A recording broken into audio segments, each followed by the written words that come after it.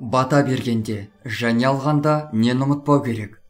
Бата көй қарияларда мұны естен шығармаған абзал. Бата берген кезде көбіміз ұмытып кететін бір жағдайды айтқым келіп тұр. Егер жас үлкен адам батаны отырып берсе, бата алушы адам түргеліп тұрғаны дұрыс. Егер батаны орнынан тұрып берсе, бата алушылар тізе бүгіп, батаны отырып алады. Яғни, батаны беруші де, алушы да бір жағдайда болмау керек. Бата біткен соң, қазақтың өз сөзімен әумен деп бет сипаймыз. Мұны көп адамдар ескере бермейтіні рас. Тіпті бірінші рет естіп отырғандарымызда бар шығар араларыңызда. Мен де мұны бала кезімде, тіпті бұрын соңды естіп көрмеген едім. Соған қарағанда көпшілік мұндай ұрым тұстана бермейтін болып тұр ғой. Білмегендіктен солай шығар.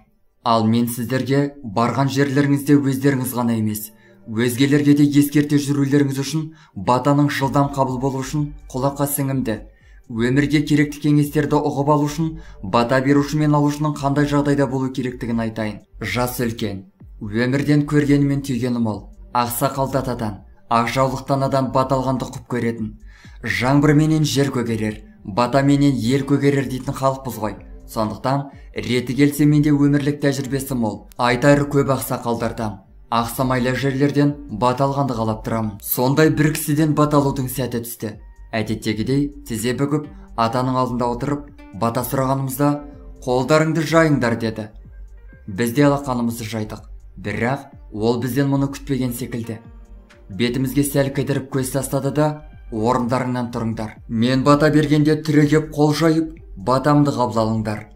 Егер бата беруші түрегеп тұрған болса, онда отыра берулеріңе болады деген еді. Ол кезде ол кісі не десе де орындадық қой. Батасын алып қайттық. Бірақ терегіне бойлап көрмеген екеміз. Сейсем, бата беруші мен алушың да өз әдеп болады екен. Қазақтың салты бойынша әрине. Ал Құран оқылған жерде барлығы тізе бүгіп отырады. Оның мән мен жөні бөлек. Қазақтың салты өз жөнмен орындалғаны дұрыс. Мұны кейінгі ұрпаққа насихаттап айтып жүрмесек, сол күйі ұмытылып кетпесіне ешкім кепілдік бере алмайды. Құрметті көрермендер, сіздер не дейсіздер? Достар, біздің каналға жазылып, лайк басуды ұмытпаңыздар. Келесі шығарылымдар тек қана сіздер үшін.